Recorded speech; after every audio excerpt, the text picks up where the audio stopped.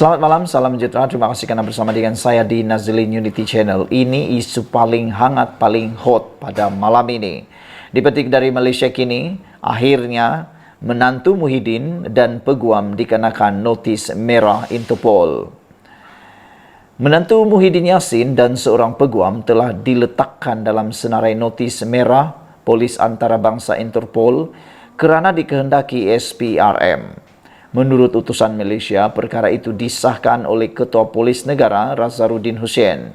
Ya, sudah, kata beliau, tindakan notis merah dikenakan terhadap mereka, katanya kepada akhbar harian itu. Dua individu itu ialah Muhammad Adlan Berhan yang berkahwin dengan anak Muhyiddin Nabilah dan Mansur Saad, seorang peguam dan tokoh penting dalam NERS Sendirian Berhad. SPRM mendakwa mereka dikehendaki berhubung projek yang melibatkan pendaftaran dan penyimpanan maklumat biometrik untuk pekerja asing. Kedua-duanya melarikan diri dari negara pada bulan Mei. Utusan Malaysia memetik sumber tanpa nama yang mendakwa Muhammad Adlan meninggalkan negara ini melalui sempadan Johor Bahru. Dia dipercaya berlepas ke negara ketiga, kata sumber itu. Muhammad Adlan melalui peguamnya mengeluarkan kenyataan yang mendakwa dia menjadi sasaran secara tidak sah dan menyebabkannya menderita dan berada di ambang kehancuran dari segi keuangan.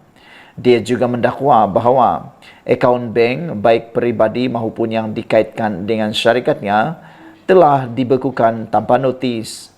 Bagi Mansur, dia mendakwa bahawa dia menjadi mangsa penganiayaan politik.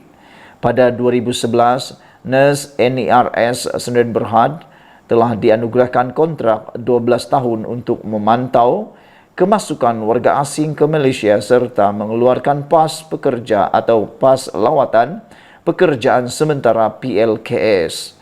Saudara-saudara sekalian, isu ini sedang hangat diperkatakan di seluruh Malaysia. Ada yang berkata bahawa di manakah lokasi menantu Muhyiddin ini, dan ada yang menuntut supaya Muhyiddin Yassin mendedahkan perkara tersebut. Kerana kata mereka, kalau Muhyiddin Yassin nak menjadi Perdana Menteri lagi nanti, bagaimana, adakah beliau dapat menentukan kedudukan menantu beliau nanti ini?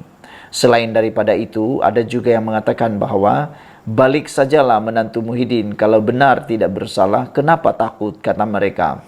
Kalau benar dia tidak melakukan kesalahan, dia tidak akan melarikan diri, kata netizen lagi. Dengan pepatah, berani kerana benar, takut kerana salah. Jadi, di mana kedudukan menantu Muhyiddin sekarang ini? Sekian dulu untuk kali ini. Jangan lupa tinggalkan komen anda. Tekan butang subscribe, itu percuma. Kita jumpa lagi. Bye-bye. Selamat datang, salam sejahtera. Terima kasih kerana bersama dengan saya di Nazilin Unity Channel. Ini satu keputusan mahkamah yang pastinya akan menggemparkan Perikatan Nasional, khususnya kepada Sanusi Maknur. Baru-baru ini Sanusi Maknur telah pun disaman oleh Vincent Tan dengan Berjaya Land dengan jumlah saman yang memang sangat luar biasa besar, yaitu sebanyak 200 juta. Jika difikirkan dari mana hendak mendapatkan RM 200 juta itu bukan satu jumlah yang kecil. Bagi pendapat saya, jumlah itu kalau beliau bukan orang yang terlalu kaya, itu hampir mustahil untuk dibayar. Namun, hari ini keputusan mahkamah lebih menyengat dan lebih parah, mungkin lebih sadis untuk Sanusi Maknur. Mahkamah mengumumkan lanjutan sekatan sementara Vincent Tan pada Sanusi. Itu keputusan yang telah diumumkan di mahkamah pada hari ini.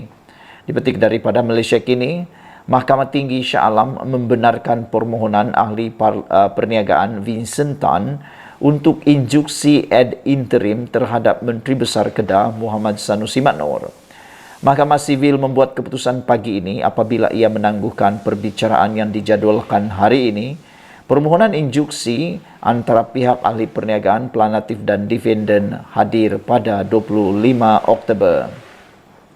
Sebelum ini, pada 17 Ogos, Mahkamah membenarkan perintah larangan ex parte Vincent Tan Hanya Planatif hadir semasa perbicaraan terhadap Sanusi sehingga hari ini yang dikaitkan dengan saman fitnah ahli perniagaan itu terhadap pimpinan atau pemimpin Sanusi. Hari ini pada mulanya ditetapkan untuk pasukan undang-undang Vincent Tan dan Sanusi untuk membentangkan hujahan lisan sama ada injuksi patut dikenakan sementara menunggu penyelesaian tuntutan mahkamah. Ketika dihubungi pagi ini, peguam bela ahli perniagaan itu, Chua Kia Lin, berkata bahwa pasukan undang-undang Sanusi berhasrat untuk menentang permohonan injuksi dan memerlukan lebih masa untuk memfailkan afidavit dan hujahan bertulis mereka. Memandangkan kami Planatif tidak mempunyai bantahan terhadap perkara itu, Mahkamah menetapkan tarikh perbicaraan antara bahagian pada 25 Oktober. Dalam pada itu, Mahkamah juga telah memberikan injuksi ad interim sementara menunggu pelupusan penuh injuksi inter parte, kata Chuar. Semakan pada senarai kuasa dalam talian Badan Kehakiman menunjukkan bahwa perkara itu ditetapkan untuk penderangan injuksi inter partes pada 25 Oktober di hadapan Pesuruhjaya Kehakiman Chong Yu Choi. Malaysia kini sedang menunggu jawapan daripada Peguam Sanusi berhubung perkara itu. Sebelum ini, Peguam Tan mengeluarkan surat tuntutan maaf pemimpin Perikatan Nasional itu dan pampasan 200 juta ringgit. Ini membabitkan dakwaan Sanusi mengenai ketidakwajaran antara Tan dan Menteri Besar Selangor Amiruddin Syari berhubung projek pembersihan Sungai Klang.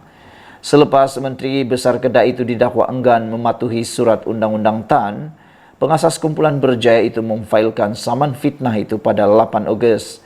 Writ saman itu adalah atas ucapan Sanusi semasa kempen pilihan raya negeri Kedah di dataran Darul Aman Jitra pada 2 Ogos yang menyaksikan kehadiran ratusan orang.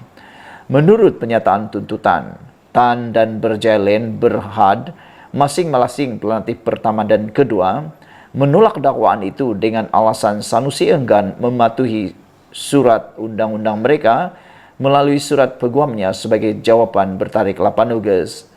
Planatif mendakwa bahwa bukan sahaja dakwaan itu tidak berasas dan tidak benar, tetapi juga diucapkan dan disebarkan dengan niat jahat untuk matlamat politik. Tan dan syarikat itu mendakwa Sanusi tidak mengambil langkah munasabah untuk mengesahkan kebenaran dakwaan itu sebelum melafazkannya semasa ucapan. Mendakwa defendant mahu mendapatkan publicity murahan dan sensasi untuk keuntungan peribadi atau pilihan raya. Planatif mendakwa bahwa kenyataan Sanusi menggambarkan mereka sebagai korup dan kroni Amiruddin telah menyebabkan Kerajaan Negeri Selangor menanggung kerugian RM180 juta daripada tanah yang dikatakan diberikan secara percuma dan menipu rakyat Selangor antara lain. Selain pelbagai ganti rugi, Tan dan Berjaya Len memohon injuksi untuk menghalang Sanusi daripada terus mengulangi kenyataan yang didakwa berunsur fitnah itu. Planatif juga menuntut faedah 5% ke atas sebarang jumlah penghakiman yang diberikan, kos dan atau apa-apa relief yang lain difikirkan sesuai oleh mahkamah. Sekian dulu untuk kali ini. Jangan lupa tinggalkan komen Anda, tekan butang subscribe itu percuma. Kita jumpa lagi. Bye-bye.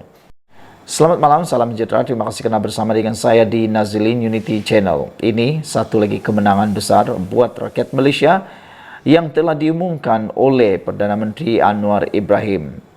Adakah dengan ini Datuk Seri Anwar Ibrahim akan lebih mendapat kepercayaan daripada rakyat?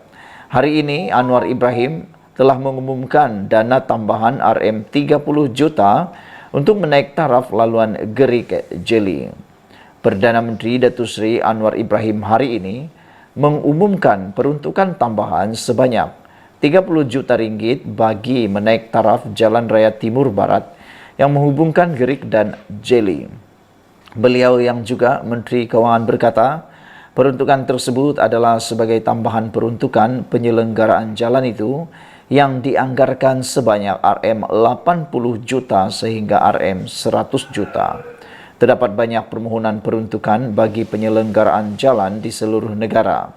Dan saya akan mengkajinya dalam belanjawan madani kedua yang akan dibentangkan pada Oktober, kata Datuk Seri Anwar Ibrahim. Tetapi hari ini saya boleh meluluskan tambahan RM30 juta untuk perbaiki jalan, kata Datuk Seri Anwar Ibrahim dalam ucapan ketika melancarkan Kempen Mai Jalan Kementerian Kerja Raya KKR di Gerik Lapur bernama. Turut hadir Menteri Kerja Raya Datuk Seri Alexander Nantan Linggi dan Menteri Besar Perak Datuk Seri Saarani Mohamad. Untuk rekod, sebelum ini Alexander mengumumkan peruntukan awal RM30 juta daripada KKR bagi menaik taraf dan menyelenggara laluan tersebut. Sementara itu, dalam satu hantaran di Facebook Anwar sebentar tadi, beliau menyifatkan jumlah peruntukan tersebut pastinya memberi impak besar kepada pembangunan infra di kawasan berkenan untuk dimanfaatkan kepada pengguna jalan raya.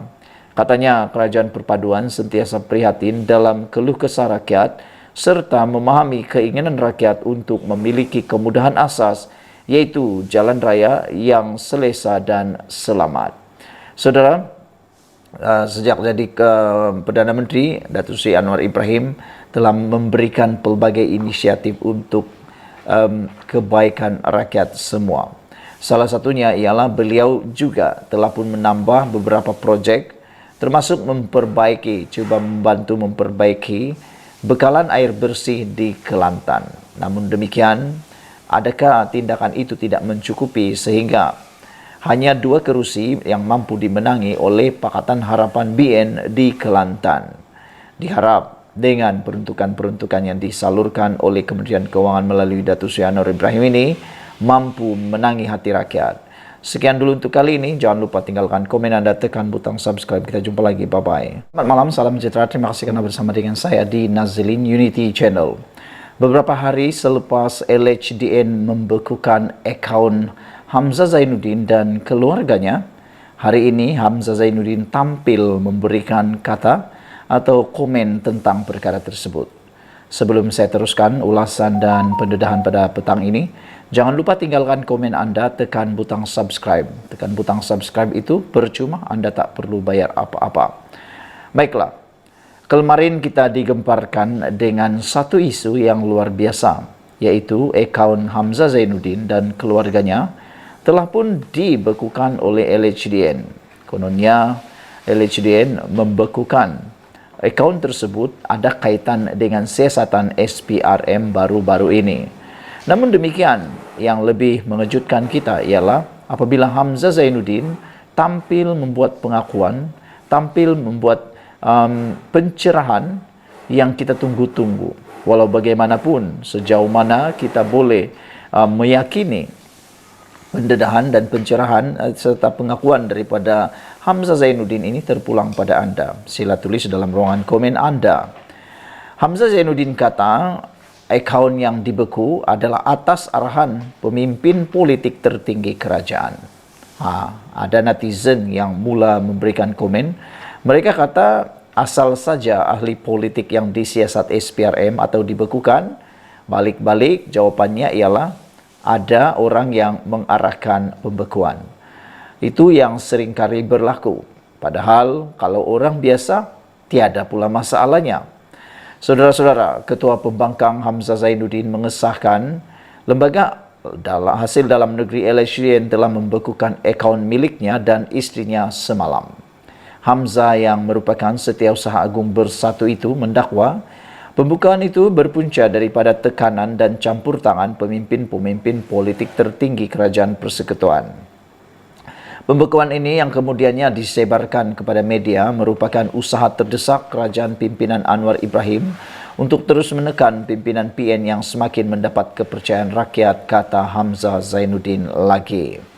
Ia juga satu taktik kotor yang berterusan bagi mencipta persepsi buruk terhadap Perikatan Nasional, terutama selepas sokongan majoriti rakyat beralih kepada PN yang memenangi 146 daripada 245 kerusi DUN baru-baru ini. Katanya dalam kenyataan hari ini. Semalam, pembekuan itu dilaporkan berkaitan dengan siasatan SPRM yang sedang dijalankan terhadapnya. Hamzah berkata pendakwaan politik terhadapnya serupa seperti kes melibatkan pengerusi Perikatan Nasional Muhyiddin Yassin yang kini berdepan 4 pertuduhan salah guna kuasa berkaitan projek Jana Wibawa ketika dia menjadi Perdana Menteri. Pada 15 Ogos lalu, Mahkamah Tinggi melepas dan membebaskan Muhyiddin daripada 4 pertuduhan itu. Namun, 3 pertuduhan di bawah Seksyen 4 dalam kurungan 1 Akta Pencegahan Penggubahan Wang Haram, Pencegahan Pembiayaan Keganasan dan Hasil daripada Aktiviti Haram 2001 terhadap Muhyiddin Yassin masih lagi kekal. Hamzah Zainuddin juga berkata dia pasti ada banyak lagi tindakan politik akan diambil terhadapnya dan pemimpin PN lain dalam masa terdekat. Kezaliman kerajaan PHBN ini tidak akan menghentikan perjuangan saya, kata Hamzah Zainuddin lagi. Sementara itu, Hamzah Zainuddin berkata dia telah menyerahkan surat tuntutan kepada kerajaan SPRM dan Ketua Pesuruhjaya SPRM Azam Baki. Peguam saya sedang menyediakan kertas-kertas tindakan untuk tujuan memulakan tindakan mahkamah terhadap SPRM, Ketua Pesuruhjaya SPRM dan kerajaan kerana mengheret nama saya dalam kes pendakwaan yang tiada kena mengena dengan saya, kata beliau lagi. Sekian dulu untuk kali ini. Ikuti terus ulasan selepas ini. Jangan lupa tinggalkan komen Anda, tekan butang subscribe. Kita jumpa lagi. Bye-bye. Selamat petang, salam sejahtera. Terima kasih kerana bersama dengan saya di Nazilin Unity Channel. Isu hangat petang ini datang daripada Harapan Daily. Perikatan Nasional Kerajaan gagal berkuasa pun sebab peralatkan nama Islam. Itu kata pengarah komunikasi Amanah Nasional Khalid Samad. Apabila beliau kata Perikatan Nasional PN telah gagal mentadbir kerajaan negeri dan kerajaan persekutuan ketika berkuasa selama 33 bulan, namun ia berjaya ditutup dengan memperalatkan nama Islam. Sebelum kita teruskan ulasan pada petang ini, jangan lupa tinggalkan komen Anda dan bantulah saya. Tekan butang subscribe, itu percuma. Anda tak perlu bayar apa-apa. Dengan menekan butang subscribe, Anda mendapat ulasan terkini percuma daripada channel ini dan juga daripada rakan-rakan penganalisis politik yang lain, pemerhati politik yang lain, dan Anda dapat mengembangkan channel ini. Terima kasih atas bantuan Anda semua. Beliau berkata, Khalid Samad berkata, apabila kerajaan perpaduan di Selangor membentangkan prestasi sepanjang 5 tahun, ia sudah tidak lagi relevan disebabkan ada penyokong PN yang sudah didoktrin bahawa prestasi dan kecemerlangan kerajaan tidak penting. Apa yang penting, katanya, Perikatan Nasional yang kononnya mahu menyelamatkan Islam itu mesti kekal berkuasa biarpun gabungan itu terbukti gagal dalam pentadbiran mereka. Bila kita nak hadapi pilihan raya negeri di Selangor, kita nyatakan apa kejayaan kerajaan negeri, apa kebaikan yang dah dilaksana, tapi semuanya dah jadi tak relevan. Bagi orang-orang yang termakan dengan doktrin PN, prestasi kerajaan yang cemerlang semua tak penting. Yang penting, PN mesti berkuasa kerana Perikatan Nasional itulah yang akan selamatkan atau hentikan ancaman terhadap Islam yang kononnya sedang berlaku menurut Khalid Samad. Dia hanya mampu menghasilkan, menurut Khalid Samad, dia hanya mampu menghasilkan persepsi, oh ini tak ikut Islam. Tapi apa Islam cadangkan, dia tak cakap pula. Dia tutup kegagalan Perikatan Nasional dengan memperalatkan Islam, kata Khalid Samad. Dia selubung Islam tu pada dia. Apa yang PN tak mampu buat dan gagal, mereka kata yang penting Islam selamat. Ini adalah satu corak pemikiran yang akan memundurkan umat Islam dan akan memundurkan bangsa Melayu, kata Khalid Samad dalam bicara Haji Khalid Samad di Facebook Jom Channel malam tadi. Pengerusi Amanah Kelantan itu juga meluahkan rasa khawatir apabila umat Islam selesa dengan kemunduran yang berlaku seperti masalah air, pembangunan dan pengangguran yang tinggi di Kelantan. Bila dia cakap dia parti Islam, sikapnya tidak menunjukkan sebegitu dan doktrinnya memundurkan umat Islam. Adakah itu yang kita inginkan? Soal Khalid Samad. Ada yang kata dunia ini tak penting. Yang penting kita fikir ialah akhirat. Tak payah pembangunan, buang masa. Jadi selagi mana umat Islam mempunyai kefahaman yang sebegitu, maka Perikatan Nasional akan menang dan inilah cabaran dihadapi Pakatan Harapan BN, ujar beliau lagi. Sebelum kita berpisah, sila tinggalkan komen Anda untuk isu dan ulasan Khalid Samad kali ini. Khalid Samad menyatakan Perikatan Nasional kerajaan gagal, berkuasa pun sebab peralatkan nama Islam. Sebelum kita teruskan, kata-kata yang paling menyengat daripada Khalid Samad ini ialah apabila Kerajaan Perpaduan di Selangor membentangkan prestasi sepanjang 5 tahun.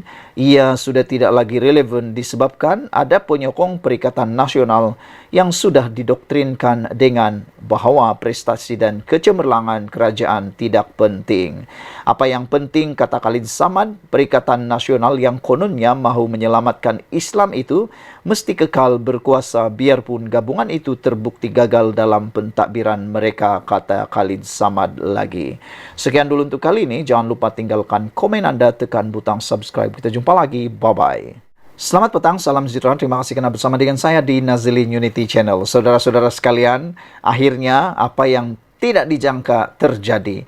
Cuba kantoikan pemimpin Pakatan Harapan, akhirnya kantoi sendiri dengan kata yang lebih pedih, pedas, meludah ke langit, kena muka sendiri. Hari ini dipetik daripada Harapan Daily, netizen kantoikan Wan Faisal pernah tunggang logo parti masa beri bantuan. Ketua Angkatan Bersatu Anak Muda Armada Wan Ahmad Faisal Wan Ahmad Kamal menjadi sasaran selepas mendakwa beliau tidak pernah menunggang logo atau nama parti ketika memberikan sumbangan. Beliau dikritik selepas pengguna laman X bertanya tentang gambarnya yang pernah memberi sumbangan sambil tertera lambang Perikatan Nasional. Daripada gambar yang dikongsikan warganet, ternyata ahli parlimen Machang itu pernah menyerahkan sumbangan mock check yang tertera lambang Jata Negara dan Perikatan Nasional.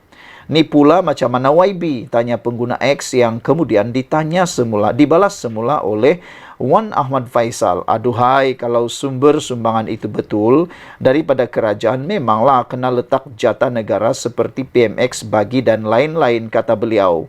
Gambar itu sumbangan peruntukan khas ICU yang ada dalam kapasiti saya ketika itu sebagai ahli Dewan Negara Timbalan Menteri.